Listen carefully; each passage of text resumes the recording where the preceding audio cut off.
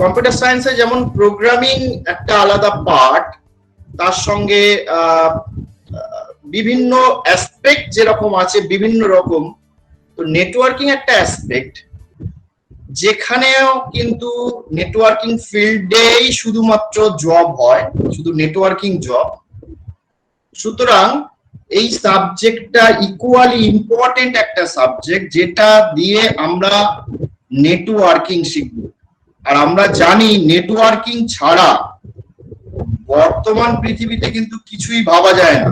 মানে এই যে আমরা ইন্টারনেট ইউজ করি এবং যেভাবে আমরা এই যে ক্লাসগুলো করাচ্ছি, সবার পেছনে ব্যাকগ্রাউন্ডে কিন্তু আমার কিন্তু নেটওয়ার্ক কাজ করছে। নেটওয়ার্ক খুব ছোট হতে পারে, নেটওয়ার্ক বড় নেটওয়ার্ক হতে পারে।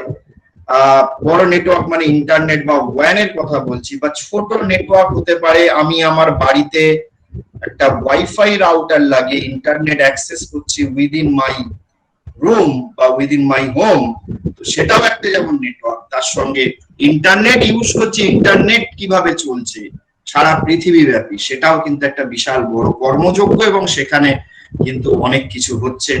তো যাই হোক, এই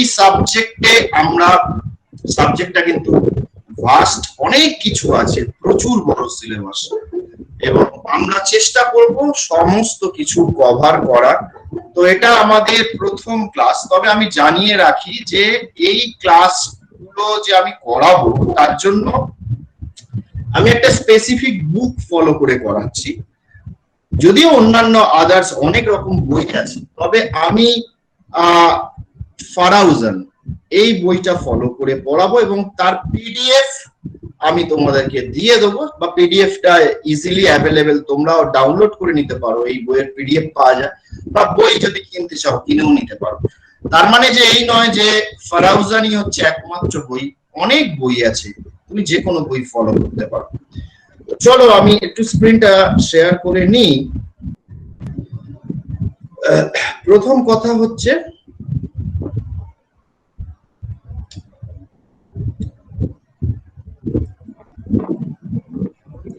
আমাদের ডেটা কমিউনিকেশন মানে কি? ডেটা কমিউনিকেশন মানে হচ্ছে, ডেটা কমিউনিকেশন ওয়ার্ডটার মধ্যে দুটো জিনিস আছে, ডেটা এন্ড কমিউনিকেশন। ডেটা মানে কি না, ডেটা মানে হচ্ছে data refers to the information presented in whatever form is agreed upon by the parties carrying and using the data. মানে আমরা এখন সবাই ডেটা কমিউনিকেশন কিন্তু করেই থাকি, রোজ করি। আমরা হোয়াটসঅ্যাপ ইউজ করছি, আমরা বিভিন্ন রকম মেসেঞ্জার ইউজ করছি, আমরা ইমেল পাঠাচ্ছি। তো ডেটা মানে হচ্ছে এনি ইনফরমেশন যেটা কিনা দুজন একজনের থেকে আরেকজনের কাছে যাচ্ছে, যেটা কোনো একটা ইনফরমেশন, যে ইনফরমেশনটা কোথাও কাজে লাগবে। তো কমিউনিকেশন মানে কি বোঝাই যাচ্ছে, যে কমিউনিকেশন মানে হচ্ছে আমার ডেটা গুলো একটা ট্রান্সমিশন মিডিয়ার মাধ্যমে একজনের থেকে মানে সেন্ডারের থেকে রিসিভারের কাছে আমার পৌঁছে যাওয়া। তো সেই ডেটা কমিউনিকেশন করার জন্য আমার কম্পোনেন্ট কিছু আছে, 5টা কম্পোনেন্ট আছে, and this is very important, এবং এটা প্রশ্ন হয় যে কম্পোনেন্টস অফ ডেটা কমিউনিকেশন কি কি থাকে, একটা ডেটাকে কমিউনিকেট করতে গেলে আমার কি কি লাগে। প্রথম কথা লাগে হচ্ছে একজন সেন্ডার, অবশ্যই যে সেন্ড করছে ডেটা, যে ডেটা সেন্ড করবে তাকে আমরা বলবো সেন্ডার, যে রিসিভ করবে তাকে বলবো রিসিভার, এবং অবভিয়াসলি যে মেসেজ বা ডেটাটা পাঠাচ্ছি সেটা তো থাকবেই, তার সঙ্গে সেই মেসেজটা সেন্ডার থেকে রিসিভার পর্যন্ত একটা মিডিয়ামের থ্রু দিয়ে যাবে, তাই তো। তো কটা জিনিস হয়ে গেল আমাদের, 4টে জিনিস হয়ে গেল। নাম্বার 1 সেন্ডার, যে সেন্ড করছে, নাম্বার 2 রিসিভার, যে রিসিভ করছে, number 3 the message or the data which to be passed, যেটা আমি সেন্ড করছি, নাম্বার 4 যার মাধ্যমে আমার ডেটাটা যাচ্ছে, হতে পারে সেটা ওয়্যার্ড কোনো মিডিয়াম, হতে পারে সেটা ওয়্যারলেস, তো একটা মিডিয়াম থাকবে। এন্ড নাম্বার 5, 5 নম্বর, very important, protocols. Now what is protocol? Protocols মানে হচ্ছে set of rules. Set of rules. Set of rules মানে কি না, আমার এই যে ডেটাটা বা মেসেজটা সেন্ডারের থেকে রিসিভারের কাছে কোনো মিডিয়াম দিয়ে যে যাবে, যাওয়ার জন্য আমার কিছু প্রোগ্রাম দরকার। সেট অফ রুলস মানে হচ্ছে প্রোগ্রাম। সেই প্রোগ্রাম, যে প্রোগ্রামটা আমার ডেটাটাকে সেন্ডার থেকে রিসিভারের কাছে নিয়ে যাবে, তো সেই যে প্রোগ্রামটাকে, সেটাকে আমরা বলি, সেট অফ রুলস কে আমরা বলি কি? প্রোটোকল। এবার সাধারণভাবে একটা ডেটা বা একটা মেসেজ আমার কমিউনিকেট করার জন্য একটা প্রোটোকল দিয়ে কাজ হয় না, তার জন্য আমার সেট অফ রুলস বা সেট অফ প্রোটোকলস থাকে। এই জন্য রুল 1, রুল 2, রুল 3, অনেক রকম রুলস এর কথা এখানে লেখা আছে। আশা করি বোঝা গেল। So this is very basic thing, যে আমার ডেটা কমিউনিকেশন করার জন্য আমার কিছু কম্পোনেন্ট লাগবে, এবং সেই কম্পোনেন্ট হচ্ছে আমার 5টা। সেই 5টা কম্পোনেন্ট ছাড়া আমার ডেটা কমিউনিকেশন হবে না। সেই 5টা ডেটা 5টা আমার কম্পোনেন্ট আমরা কিন্তু পড়লাম। ওকে, এনি কোশ্চেন? চলো আমরা তাহলে পরেরটায় যাই। ভেরি সিম্পল, এটা খুব সোজা ছিল। আমি বলে রাখি যে এই সাবজেক্টটা কিন্তু খুব শক্ত কিছু নয়, বাট অনেক কিছু আছে, এবং কিছু কিছু জায়গা আছে যেখানে আমাদের অনেক রকম অঙ্ক করতে হয়, ইন্টারেস্টিং কিছু জিনিস আছে, তো সেইগুলো আমাদের আস্তে আস্তে আসবে, এবং রোজের পড়া রোজ করে ফেলতে হবে। না হলে কি হবে না, আজকে আমি যেটা পড়াবো সেই জিনিসটা পরের দিন যখন ইউজ হবে তোমরা বুঝতে পারবে না। সুতরাং সবার কাছে রিকোয়েস্ট করব যে রোজের যে জিনিসটা, রোজের যা যা হচ্ছে, রেগুলার ক্লাসে যেগুলো হবে সেগুলো অবশ্যই তোমরা পড়াশোনা করবে বাড়িতে, না হলে কিন্তু পরে গিয়ে মুশকিল হয়ে যাবে। ওকে, চলো এবারে আসি ডেটা রিপ্রেজেন্টেশন। আমাদের যে ডেটার কথা বললাম বা যে মেসেজের কথা বললাম, যেটা কিনা সেন্ডার থেকে রিসিভার অবধি যাচ্ছে, সেই ডেটা কত রকমের হতে পারে? How many type of representations of data? Data can be, আমরা জানি এগুলো খুবই সোজা, data can be in the text format.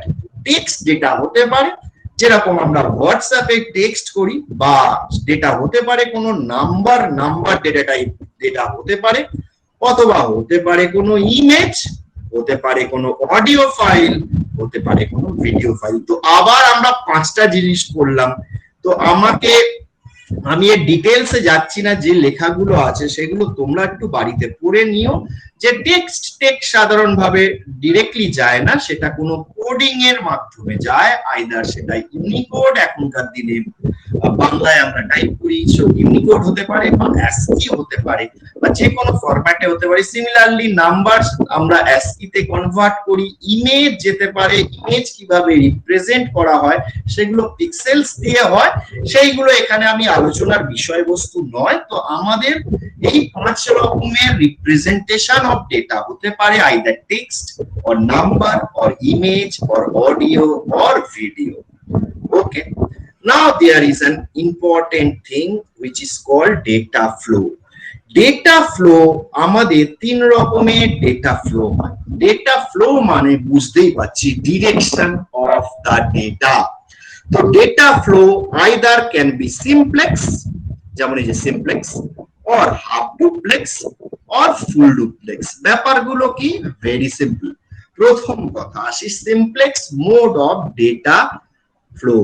Simplex mode of data flow বা ডেটা কমিউনিকেশন মানে হচ্ছে one way data flow. One way data flow মানে হচ্ছে নিচে এগুলো লেখা আছে সুন্দরভাবে। In simplex mode the communication is unidirectional. Unidirectional মানে একদিকেই ডেটাটা কমিউনিকেট করে। As on a one-way street, one-way street এর মতো। Only one of the two devices on a link can transit, the other can only receive. One-way street মানে হচ্ছে যেমন এখানে একটা মেইন ফ্রেম কম্পিউটার থেকে মনিটরের ছবি দেয়া আছে, আমার ডেটাটা সব সময় এই দিক থেকে শুরু করে এই দিকেই আসে, কখনোই ডেটা আমার এই দিক থেকে এই দিকে ফ্লো হয় না। তো আমার সব সময় ওয়ান ওয়ে ডেটা, আমি একটা এক্সাম্পল দিলে বোঝা যাবে, যেমন আমি যদি বলি যে রেডিও বা টেলিভিশন, তো আমি যদি রেডিওর কথা ভাবি তো সেখানে কি হয় না, ফ্রম দা রেডিও স্টেশন আমার সব সময় রেডিওতে ডেটাটা আমি শুনতে পাচ্ছি, আমি কথা গান শুনতে পাচ্ছি রেডিওতে, বা টিভিতে আমি ছবি দেখতে পাচ্ছি। তো ডেটাটা সব সময় টিভি স্টেশন বা রেডিও স্টেশন থেকে আমার কাছে আসছে এবং সেটা আমি রিসিভ করছি।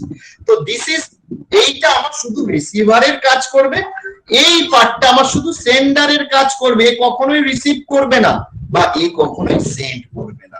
তো আমার ডিরেকশন অফ ডেটা হবে one way, single way flow of data. তো এইটা এই টাইপের, এইগুলোকে বলি আমরা simplex mode of communication.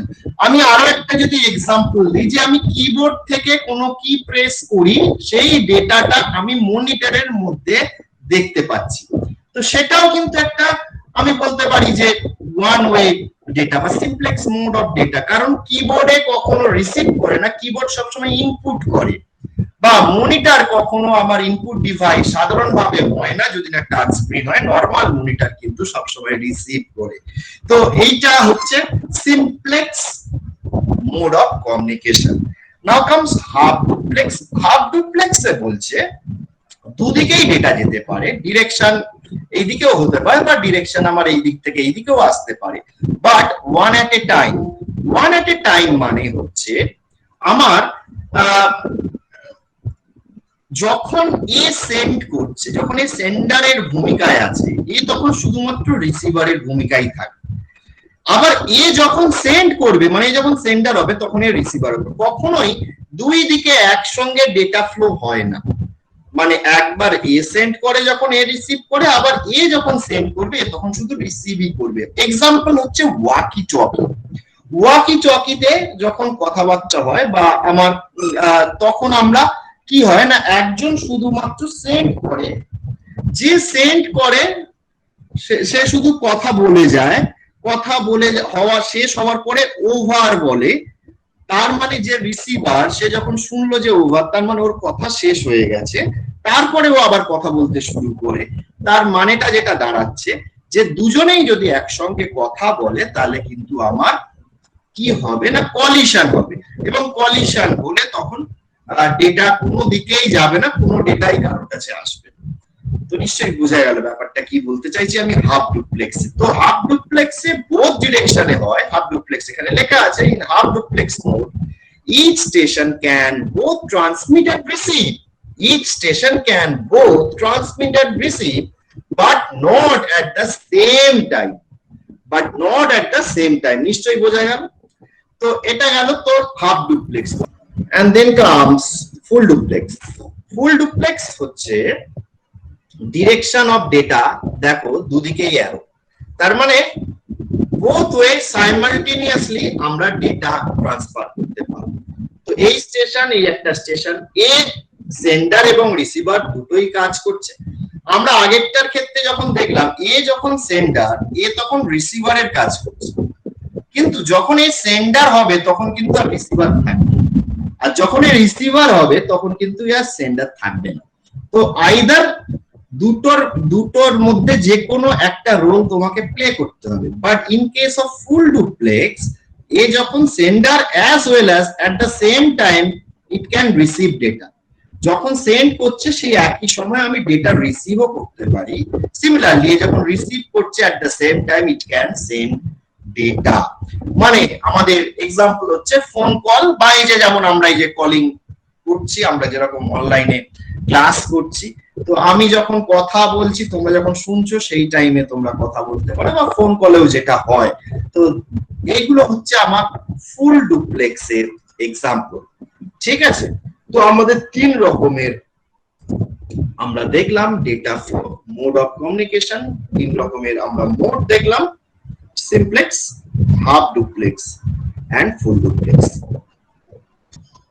Next এবারে যেটা আসবো আমরা কয়েক রকমের type of structure, physical structure, type of connection.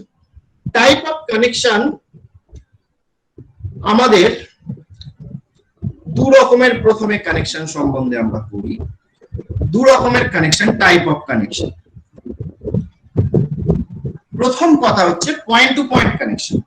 হ্যাঁ, দু রকমের কানেকশন হচ্ছে type of connection, point to point connection এবং multi point connection. In case of point to point connection, সেটার কি ব্যাপার? পয়েন্ট টু পয়েন্ট মানে হচ্ছে a point to point connection provides a dedicated link between two devices. দুটো ডিভাইসের মধ্যে dedicated link তৈরি করে। কি রকম ব্যাপারটা না, আমি যদি একটু বোঝার চেষ্টা করি, ধরা যাক আমার এখানে এটা একটা কম্পিউটার আমি ধরলাম, বা ডিভাইস আমি বলতে পারি, বা হোস্ট আমি বলতে পারি। ধরলাম আমার তিনটে আমার ডিভাইস আছে, and we need to consider point to point connection. আমাকে পয়েন্ট টু পয়েন্ট কানেকশন করতে বলা হলো, তাহলে আমি কিভাবে এদের মধ্যে কানেকশন করব? আমি ধরে নিতে পারি এগুলো হচ্ছে একটা কম্পিউটার। তো আমি কি করব? In case of point to point connection, আমার এটার সঙ্গে এটার কানেকশন এবং এটার সঙ্গে এটারও কানেকশন, এটারও কানেকশন করতে হবে। তার মানে আমাকে একটা ডেডিকেটেড লিংক, এর সঙ্গে কমিউনিকেট করতে গেলে একটা ডেডিকেটেড লিংক বানাতে হবে, আবার এর সঙ্গে কমিউনিকেট করতে গেলে একটা ডেডিকেটেড লিংক বানাতে হবে। সিমিলারলি এটার ক্ষেত্রেও তাই, এর সঙ্গে অলরেডি একটা লিংক আছে, এর সঙ্গে আরেকটা লিংক বা তার, লিংক মানে তার, একটা তার দিয়ে কানেক্ট করতে হবে। তো এটা গেল পয়েন্ট টু পয়েন্ট কানেকশন। এবারে আমি যদি এখানে দুটো আমি যদি কম্পিউটার দেখতাম, তাহলে একটাই লিংক থাকতো। তিনটের জন্য আমার তিনটে লিংক। আমি যদি চারটে, আমার যদি এরকম হোস্ট হতো, আমি কিন্তু অনেকগুলো টার্ম বলছি, host, node, workstation, server, client, আরো অনেক কিছু আছে। তো এইটা যদি হয়, এটা পয়েন্ট টু পয়েন্ট কানেকশন আমার এরকম হবে, কারণ এটাকে যদি আমি কনসিডার করি, এর সঙ্গে কানেকশন আছে, এর সঙ্গে কানেকশন আছে, এর সঙ্গে কানেকশন আছে। আবার এটা যদি কনসিডার করি, এর সঙ্গে কানেকশন, এর সঙ্গে কানেকশন, সবার সঙ্গে সবার কানেকশন আছে। আমি যদি পাঁচখানে এরকম হোস্ট ভাবি, আমি যদি পাঁচটা হোস্ট এরকম ভাবি, তাহলে কি হবে? আমার কতগুলো ওয়্যাল লাগবে? সরি, এটা একটা এক্সট্রা করে ফেললাম। আমরা জানি এটা কমপ্লিটলি কানেক্টেড গ্রাফ, এবং তার জন্য আমার যদি n নাম্বার অফ নোডস থাকে, মানে কম্পিউটার থাকে, তাহলে আমার কতগুলো তার লাগবে, কতগুলো এরকম ওয়্যার লাগবে? যদি ওয়্যার কানেকশন হয়, n × n-1/2, এটা আমরা ম্যাথমেটিক্সে আমরা পড়েছি। তো এতগুলো ওয়্যার থাকবে। আমার n এর ভ্যালু যদি আমার দুটো হয়, 2, তার মানে 2 × 1/2 মানে 1, 2 × 1 মানে 2/2 মানে একটা। যদি আমার তিনটে থাকে, তাহলে 3 × 2 মানে 6, 6/2 মানে তিনটে ওয়্যার লেগেছে আমার এখানে। ঠিক আছে, চারটে যদি করি, তাহলে 4 × 3 = 12, 12/2 মানে 6টা তার লাগবে। এই যে 1, 2, 3, 4, এই মাঝখানে দুটো, 5 এবং 6, তো আবার 6টা। তো এটা গেল আমার পয়েন্ট টু পয়েন্ট কানেকশন, যেখানে আমার প্রত্যেকটা হোস্টের সঙ্গে অন্য একটা হোস্টের ডেডিকেটেড পাথ দিয়ে লিংক করতে পারি, তাহলে তাকে আমরা বলি point to point connection. Point to point connection আমি কিন্তু একটু পরেই পড়া ধরবো, যাকে ধরবো তাকে বলতে হবে। and then comes multi point. in case of multi point, আমার কি হয়? মাল্টি পয়েন্টটাকে কি লেখা আছে পড়ে?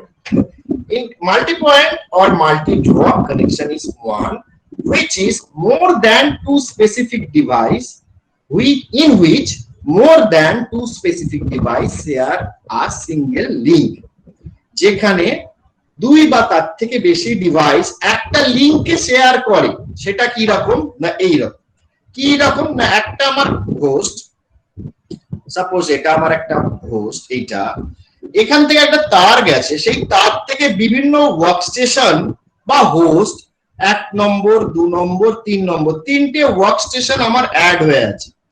ঠিক আছে, তিনটে ওয়ার্ক স্টেশন আমার কিন্তু যোগ করেছি। কিভাবে যোগ করেছি? এরকম, এটা খানিকটা এক্সাম্পল হচ্ছে যে আমরা আমাদের যে বাড়িতে কেবল কানেকশন আছে, ঠিক কেবল কানেকশনের মতো, মানে কেবলের অফিস থেকে একটা তার আমাদের পাড়ার মধ্যে দিয়ে চলে গেছে, অন্য পাড়াতে চলে গেছে। আমি বললাম যে আমি একটা নতুন বাড়ি করেছি, আমি একটা টিভি কিনেছি, আমি বললাম আমার একটা কানেকশন দরকার। তো কি করা হবে না, ওখান থেকেই একটা কানেকশন এখানে আমাকে জুড়ে দেওয়া হবে। তো তার জন্য আমাকে ডেডিকেটেড পাথ তৈরি করার দরকার নেই। আমাকে এই টাইপের যে কানেকশন, সেগুলোকে আমরা বলি কি কানেকশন বলি? Multi point connection.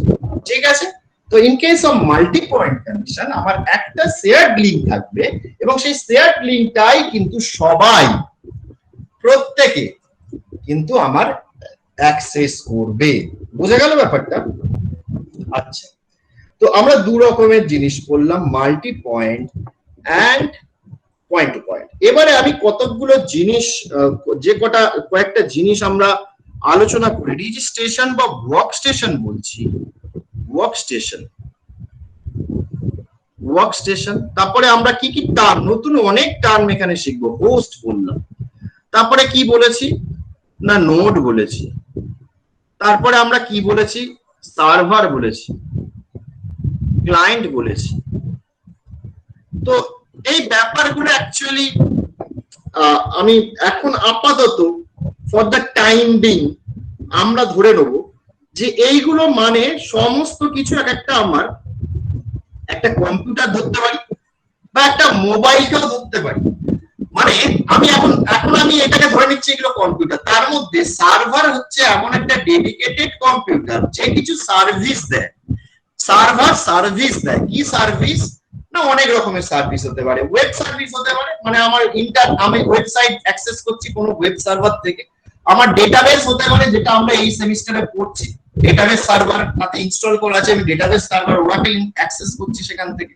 হতে পারে আমার ফাইল প্রিন্ট সার্ভার, প্রিন্টার ওখানে কানেক্টেড আছে, আমি প্রিন্ট করতে গেলে আমি রিকোয়েস্ট করলে আমাকে প্রিন্ট করে দেয়।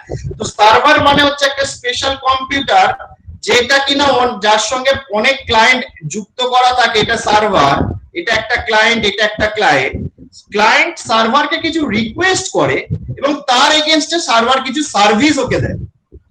যে সার্ভিসটা ক্লায়েন্টের নিজের ক্ষমতা নেই, সে রিকোয়েস্ট করে সার্ভারকে এবং সার্ভার সেটা ক্লায়েন্টকে দেয়। তো ক্লায়েন্ট এবং সার্ভার হচ্ছে এই জিনিসটা, ক্লায়েন্ট কিছু সার্ভিস রিকোয়েস্ট করে সার্ভারকে। কি সার্ভিস? অনেক রকমের সার্ভিস। নেটওয়ার্ক সার্ভিসও হতে পারে, এই যে নেটওয়ার্ক আমরা পড়ছি, তো নেটওয়ার্ক সার্ভিস হতে পারে যে আমাকে একটা আইপি অ্যাড্রেস দাও। নাও হোয়াট ইজ আইপি অ্যাড্রেস? এই আইপি অ্যাড্রেস তো এখানে একটা বিশাল জায়গা জুড়ে আমাদের আইপি অ্যাড্রেস, ম্যাক অ্যাড্রেস এসব আছে এই সাবজেক্টে। এটা আমাদের ফার্স্ট ক্লাস, তো আমরা এখনই ওই ডিটেইলসে যাচ্ছি না। অনেকেই তোমরা জানো এগুলো কি আইপি অ্যাড্রেস। একটা ক্লায়েন্ট বললো আমাকে একটা আইপি দাও, তো সার্ভার একটা আইপি তাকে দিয়ে দিল। তো সার্ভার সব সময় কিছু সার্ভিস প্রোভাইড করে। নাও এই যে হোস্ট এবং নোড বা ওয়ার্ক স্টেশন, এইগুলো মানে আপাতত আমরা ধরবো কোনো একটা কম্পিউটার বা কোনো একটা মোবাইল। এখন মোবাইলও কিন্তু কম্পিউটিং ডিভাইস। একটা কম্পিউটারের মধ্যে যা যা থাকে সমস্ত কিছুই কিন্তু এখন মোবাইলের মধ্যে থাকে। তো মোবাইলটাও কিন্তু এখন একটা কম্পিউটার, তাই না? এর মধ্যে প্রসেসর আছে, র্যাম আছে, নেটওয়ার্কিং করতে পারি, এর মধ্যে আইপি অ্যাড্রেস অ্যাসাইন হয়, সমস্ত কিছু ওর মধ্যেই হয়। তো মিনি ভার্সন, তো তার মধ্যে অপারেটিং সিস্টেম আছে। তো যাই হোক, এই যে টার্মস গুলো বলছি, এই টার্মস গুলো মানে আমি আপাতত একটা জাস্ট ছোট্ট করে বললাম। এইগুলো সম্বন্ধে আরো অনেক ডিটেলসে অনেক কিছু আমরা পড়বো, পর ক্লাসে আসবে সেইগুলো। তো আপাতত হোস্ট এবং নোড মানে নর্মাল কম্পিউটার, সার্ভার মানে শুধু বুঝতে হবে সার্ভারটা হচ্ছে একটু আলাদা। বাকি ক্লায়েন্ট, নোড, হোস্ট, ওয়ার্কস্টেশন বলি সবই হচ্ছে নর্মাল আমার কোনো একটা ডিভাইস, নেটওয়ার্ক ডিভাইস। আমি ধরে নেবো এটা একটা কোনো network device. Okay,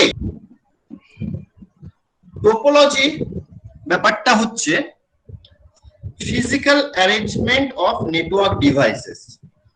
physical arrangement of network devices মানে কি বলতে চাইছি, যে আমার ধরা যাক একটা আমাকে 10টা কম্পিউটার দিয়ে দেয়া হলো। আমাকে বলা হলো যে এখান থেকে তুমি 10টা কম্পিউটার দিয়ে একটা ল্যাব বানাও। ঠিক আছে, 10টা কম্পিউটার দিয়ে দেওয়া হয়েছে, আমাকে বলা হয়েছে ল্যাব বানাতে। তো আমি কিভাবে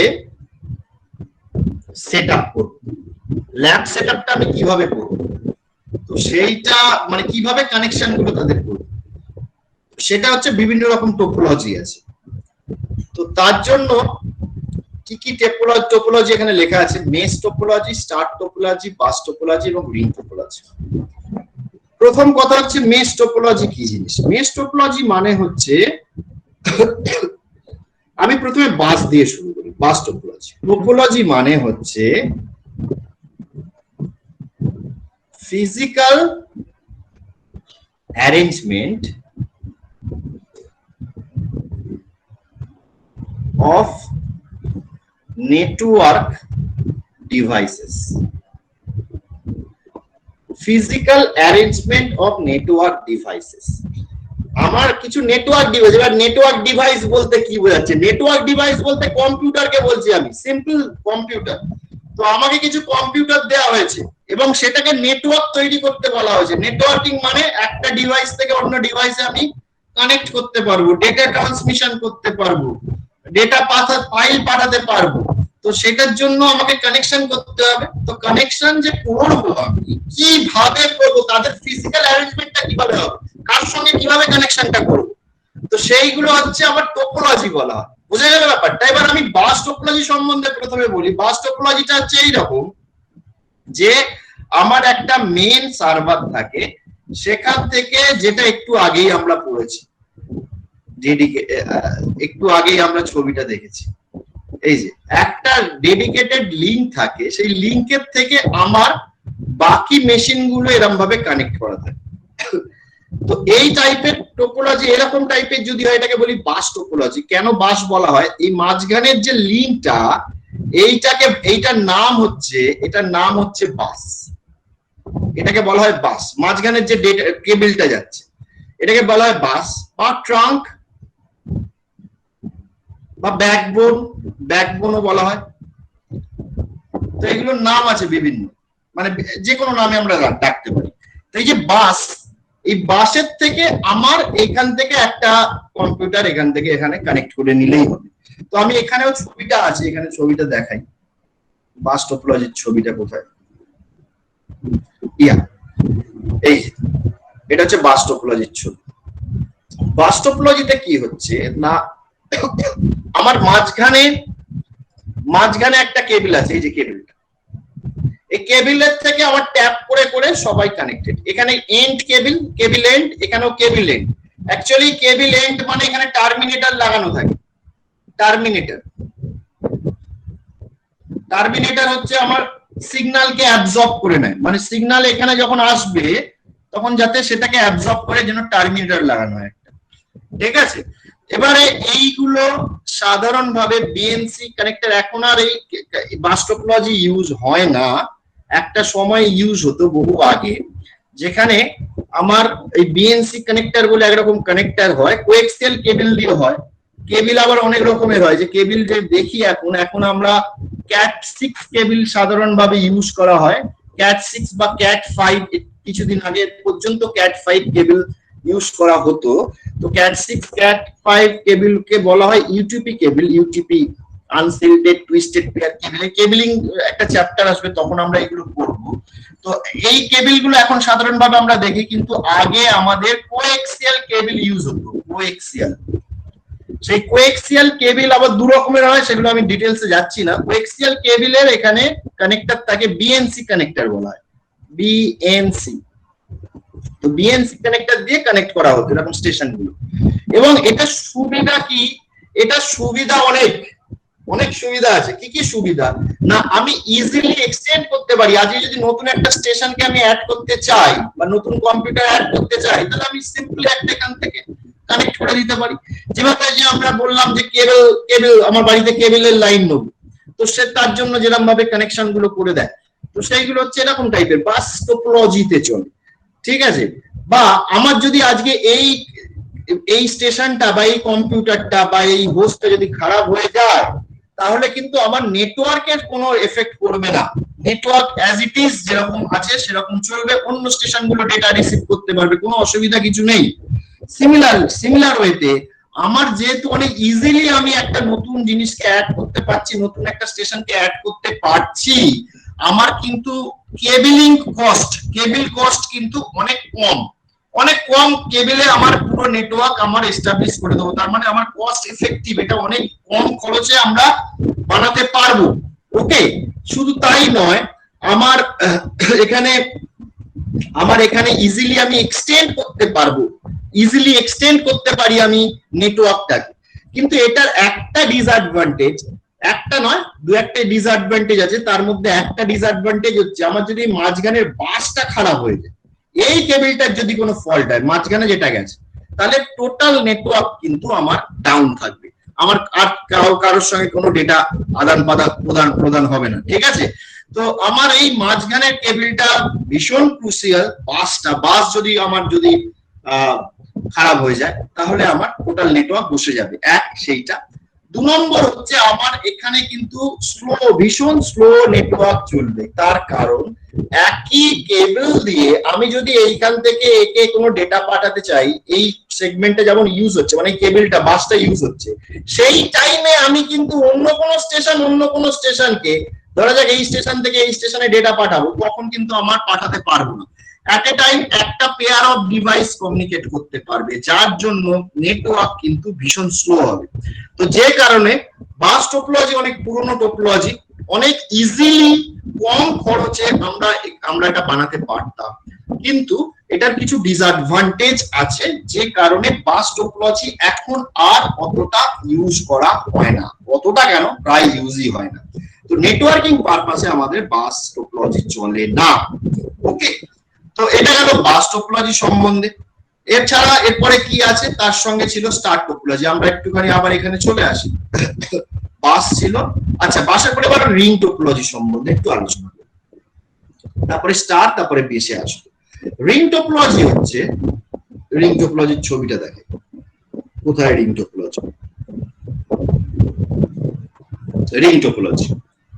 টোপোলজিতে দেখা যাচ্ছে যে আমার একটা এরকম বাসের মতো একটা রিং তৈরি করা হয়েছে, মানে বাস দিয়ে যেরকম তার ছিল সেরকম তার ছিল, এবং এখানে ওরকম বানানো হয়েছে রিং এর মতো, এবং আমার স্টেশন গুলো এখান থেকে কানেক্টেড, এবং এগুলো অ্যাজ একটা রিং এর মতো আছে। এটাকে আমি গোল করেও আঁকতে পারি, এটা এরকম চৌকো করে আঁকা হয়েছে তাই গোল করেও আঁকতে পারি, রিং এর ফরম্যাটে আছে বলে এটাকে বলা হয় রিং টোপোলজি। এবার বাসের থেকে এটার কি সুবিধা, একই রকমই দেখাচ্ছে কিন্তু রিংটা এক্সট্রা অ্যাড করা হয়েছে। তো এখানে আমার যেটা সুবিধা সেটা হচ্ছে আমার দুটো ওয়ে দিয়ে আমি ডেটা সেন্ড করতে পারি, একই রকম জিনিস। মানে এখান থেকে যদি স্টেশন এ যদি স্টেশন বি কে ডেটা সেন্ড করতে চায়, একটা রাস্তা হচ্ছে এই দিক দিয়ে আসতে পারে, আর একটা রাস্তা হচ্ছে এই দিক দিয়ে এইরকম ওয়েও আসতে পারে। তো দুটো ওয়ে, সুতরাং আমার যদি এই পার্টটা খারাপ হয় তো আমার অন্য একটা রাস্তা থাকবে, অল্টারনেটিভ ওয়ে, যেখান দিয়ে আমার ডেটা সেন্ড করা যেতে পারে। তার মানে বাসের থেকে এটা একটু রিলায়েবিলিটি একটু বেশি, এটা আরেকটু ভরসাযোগ্য। বাসের মধ্যে বাসটা আমি বলেছি যে আমার যে ব্যাকবোন যেটা, সেটা যদি খারাপ হয়ে যায় তাহলে আর নেটওয়ার্ক ডাউন হয়ে যাবে। এখানে কোনো একটা সেগমেন্ট যদি খারাপ হয়ে যায়, মানে এই সেগমেন্টে যদি খারাপ হয়ে যায়, অন্য জায়গা দিয়ে ডেটা যেতে পারে। কিন্তু এখানে যে ডেটা গুলো যাবে এখানে একটু অন্য আছে, ওটার থেকে একটু আলাদা।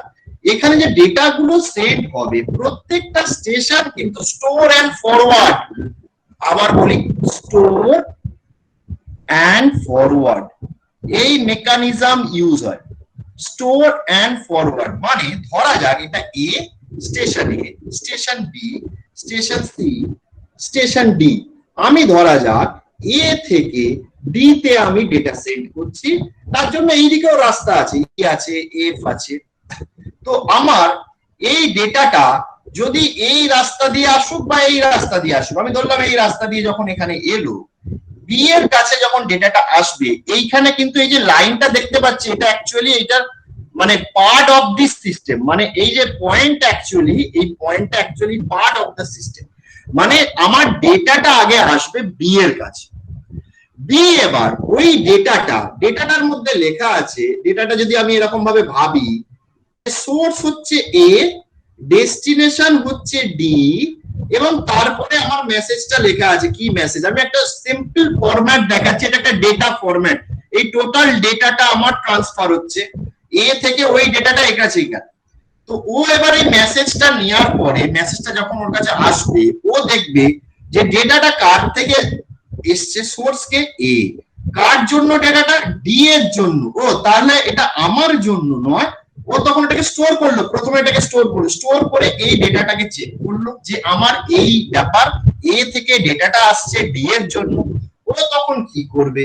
ও তখন আবার যে রাস্তা দিয়ে রিসিভ করেছে, অন্য রাস্তা দিয়ে ওই ডেটাটাকে আবার ফরওয়ার্ড করে দেবে।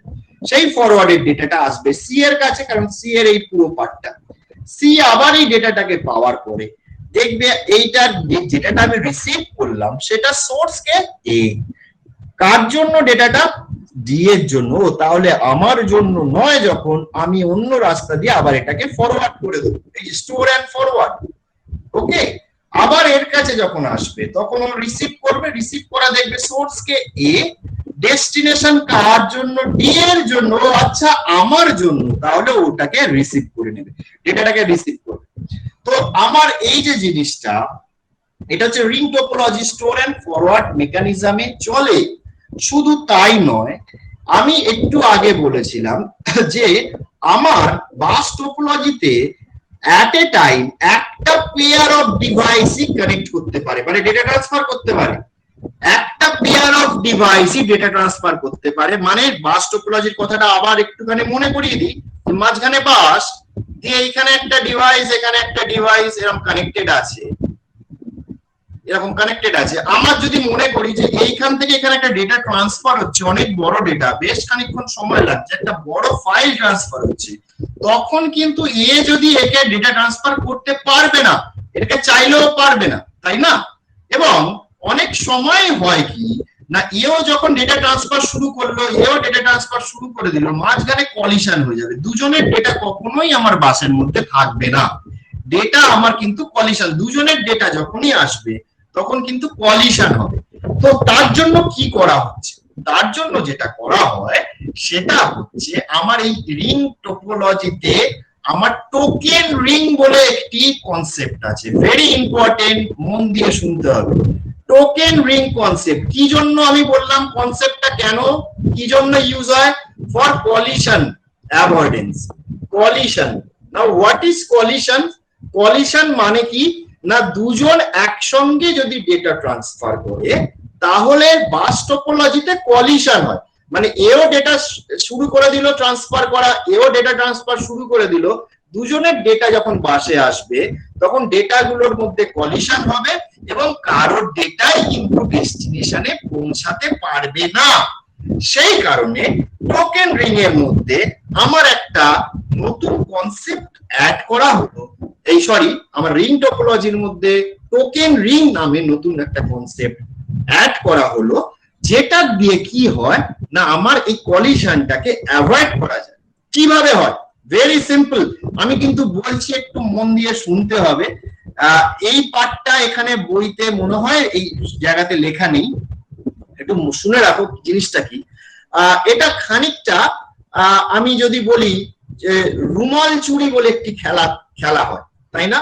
রুমাল চুরি খেলা আমরা অনেকেই খেলেছি, যে একটা গোল হয়ে আমরা সবাই বসি, একটা রুমাল যদি আমার পাশ দিয়ে একজন ঘুরে যাচ্ছে, যে আমার পেছনে রাখলো, পেছন দিকে রাখলো, আমি হাত দিয়ে যদি দেখতে পাই যে আমার কাছে রুমাল আছে, তাহলে আমি আবার ওটাকে নিয়ে ছুটতে শুরু করি।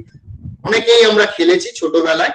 তো সেই রকম একটা কনসেপ্ট এখানে টোকেন রিং কনসেপ্ট করা হলো। কি বলা হচ্ছে না, একটা লজিক্যাল টোকেন, একটা token, logical token, token, token, এটা কিন্তু সবই প্রোগ্রাম দিয়ে হয়।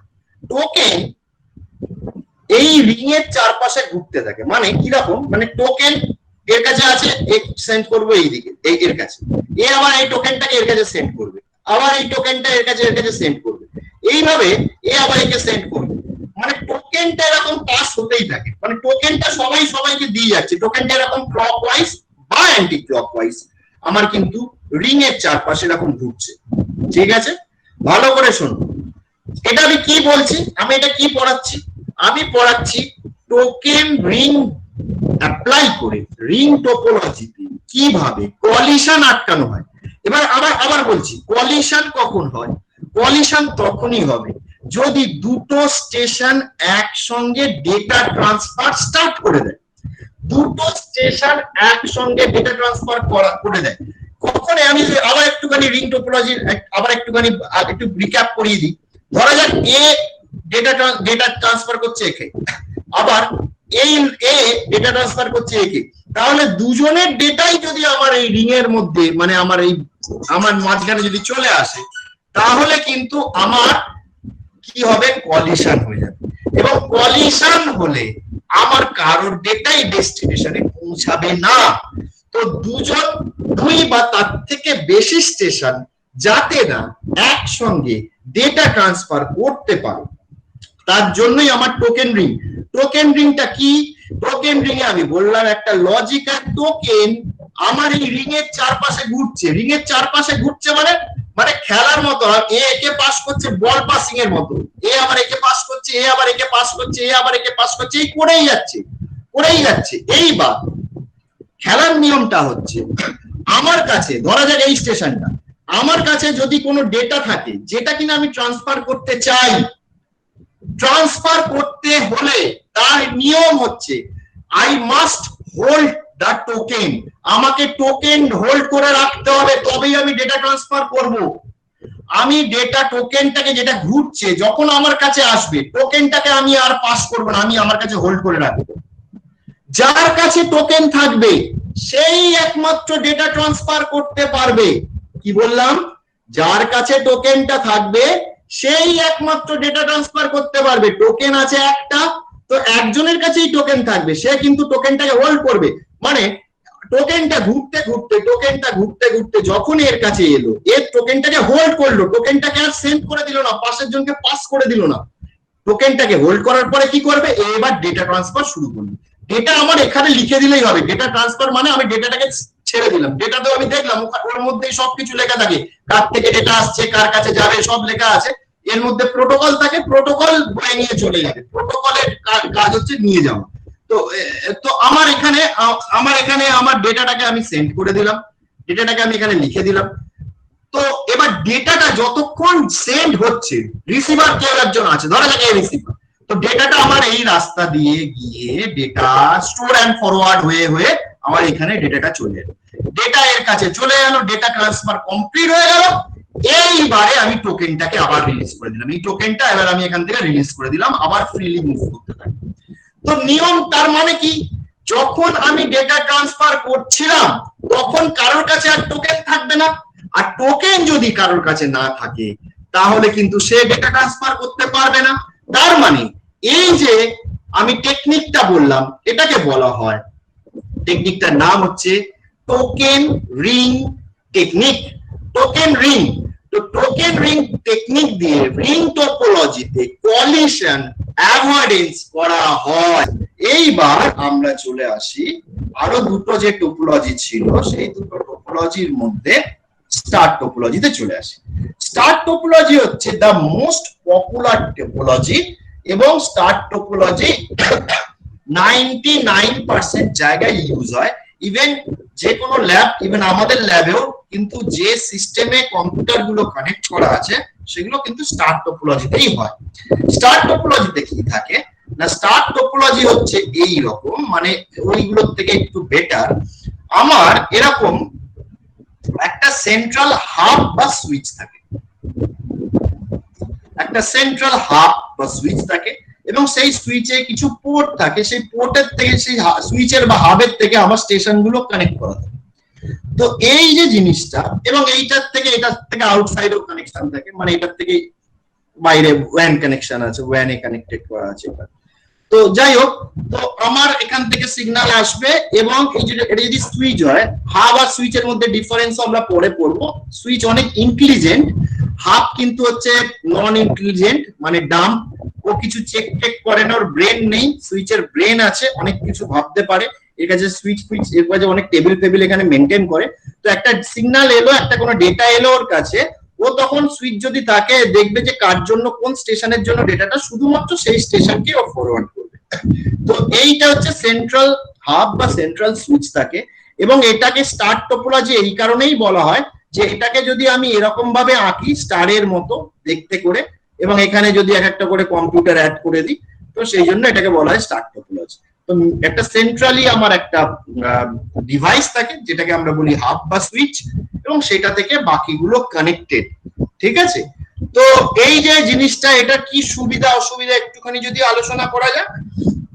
সুবিধা হচ্ছে আমার এখানে যেহেতু আমি ইজিলি এক্সটেন্ডেবল, মানে আমি আরেকটা এখানে ডিভাইস ইজিলি অ্যাড করতে পারি। আজ যদি একটা নতুন কম্পিউটার কিনি আর এখানে যদি আমার পোর্ট ফাঁকা থাকে, তাহলে আমি এখানে অ্যাড করে নিতে পারবো, কোনো অসুবিধা কিছু নেই, ইজিলি এক্সটেন্ডেবল। এবং কস্ট, সেট আপ করার কস্ট খুবই কম, আমার শুধু এইটুখানি তার কিনলেই হবে, নতুন করে আর কিছু ভাবতে হচ্ছে না। আচ্ছা, এবার হচ্ছে আমার যদি কোনো একটা স্টেশন খারাপ হয়ে যায়, কোনো সমস্যা নেই, আমার এই স্টেশন খারাপ হলে এইটা নেটওয়ার্কের বাইরে বাকি নেটওয়ার্কটা আমার পুরোপুরি চলবে, কোনো অসুবিধা নেই।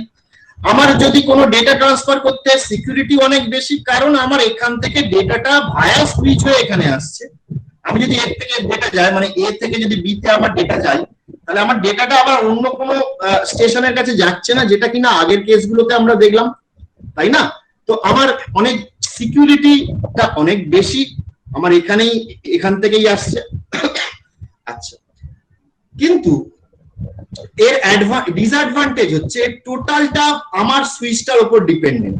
আমার যদি আজকে এই সুইচ বা হাব বা সেন্ট্রাল কন্ট্রোল যেটা আছে, সেই সেন্ট্রাল কন্ট্রোলটা যদি খারাপ হয়ে যায়, মানে আমি বলতে চাইছি যদি এইটাই যদি খারাপ হয়ে যায়, তাহলে টোটাল নেটওয়ার্কটা আমার কিন্তু ডাউন থাকবে, এটা একটা ব্যাপার।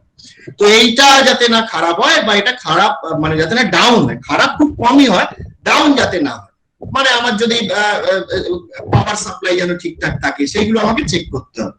তো সেইটা ডাউন হওয়া যাবে না, ঠিক আছে? তো এই গেল আমার স্টার টোপোলজি। আর একটা আছে মেশ টোপোলজি। মেশ টোপোলজি এই আমার কিন্তু সবথেকে পপুলার টোপোলজি কিন্তু আমার এই স্টার টোপোলজি হলো। মেশ টোপোলজি হচ্ছে the most reliable topology. The most reliable, কেন রিলায়েবল বলছি, যে আমার বাস টোপোলজি খারাপ হতে পারে, খারাপ হওয়ার চান্স অনেক বেশি, রিং টোপোলজিতেও সমস্যা হতে পারে, স্টার টোপোলজিতেও যদি আমার সেন্ট্রাল যে ডিভাইসটা আছে, যেটা কিনা বললাম সুইচ বা হাব, সেটাও খারাপ হতে পারে। কিন্তু আমার এখানে কি সিস্টেমটা করা আছে, এটাকে বলা হয় ইনফরমেশন সুপার হাইওয়ে, মানে সুপার ফাস্ট, এটা সুপার ফাস্ট নেটওয়ার্ক তৈরি করতে পারি। সবার সঙ্গে সবার কানেকশন করে দাও, মানে এই স্টেশনটার সঙ্গে বাকি যত স্টেশন আছে তুমি ডেডিকেটেড লিংক বা তার দিয়ে কানেক্ট করো, ডেডিকেটেড তার দিয়ে তুমি কানেক্ট করো। তাহলে তোমার কি হবে না, আমার কোনো তার যদি নষ্ট হয়ে যায়, আমার অন্য অনেক রাস্তা আছে ওই স্টেশনে পৌঁছানো, এবং ডেডিকেটেড পাথ দেওয়ার ফলে আমার ইনফরমেশন অনেক ফাস্ট ফ্লো হয়ে ওর কাছে চলে যাবে, অনেক ফাস্ট, সুপার ফাস্ট বলা হয়। রিলায়েবিলিটি সুপার রিলায়েবল, এখানে নেটওয়ার্ক ডাউন হওয়ার চান্সই নেই। But this network only for the small network. আমার যদি ছোট নেটওয়ার্ক থাকে তাহলেই এটা করা সম্ভব। আজকে এখানে যদি আমি 4টে কম্পিউটার কানেক্ট করি বা 5টা কম্পিউটার কানেক্ট করি, নো প্রবলেম, কিন্তু যত আমি বেশি নেটওয়ার্কের মানে ডিভাইসের সংখ্যা যত বাড়বে, তত বেশি কিন্তু আমার এখানে প্রবলেম হবে, তত বেশি তার তৈরি হবে, এবং এখানে তারের জাল তৈরি হয়ে যাবে। আজকে আমার এখানে কতগুলো তার লাগবে সেটা আমি বলেছিলাম, n×n-1/2।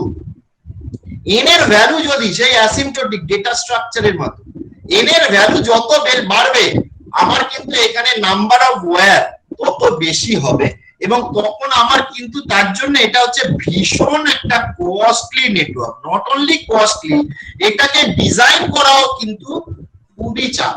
আজকে যদি আমি ইন্টারনেটের কথা ভাবি, ইন্টারনেটে আমি যদি প্রত্যেকটা বাড়িতে ইন্টারনেট, তাহলে আমি পৃথিবীর সমস্ত বাড়ির সঙ্গে আমার বাড়িকে যদি কানেক্ট করতে চাই এই রকম টাইপের নেটওয়ার্ক ইউজ করে, সেটা কখনোই ফিজিবল নয়, সেটা কখনোই করা সম্ভব নয়। শুধু কষ্টের ব্যাপারও নয়, অনেক সময় যেই এই টাইপের মেশ টোপোলজি ইমপ্লিমেন্ট করা ফিজিবলও নয়, সম্ভবপর নয়। ঠিক আছে, বোঝা গেল ব্যাপারটা? তো আমার কিন্তু যদি ছোট নেটওয়ার্ক হয়, আমার 10টা কম্পিউটার, 5টা কম্পিউটার, আমি আমার বাড়িতে একটা ল্যান বানাচ্ছি, আমি কিন্তু বানাতেই পারি, ঠিক আছে। কিন্তু বেশি যত ইনের ভ্যালু বাড়বে, একটু আগে যেটা বললাম, ইনের ভ্যালু যত বাড়বে, এটা কিন্তু তখন আর ফিজিবল থাকবে না, কস্ট ও অনেক বেশি হবে। বাট এটা হচ্ছে ইনফরমেশন সুপার হাইওয়ে আমার বলা হয়, মানে এখানে প্রচুর ফাস্ট আমার নেটওয়ার্ক, কোনো রকম কনজেশন হয় না, কোনো রকম ডেটা লস হয় না আমার, কিন্তু এটা একটা মডেল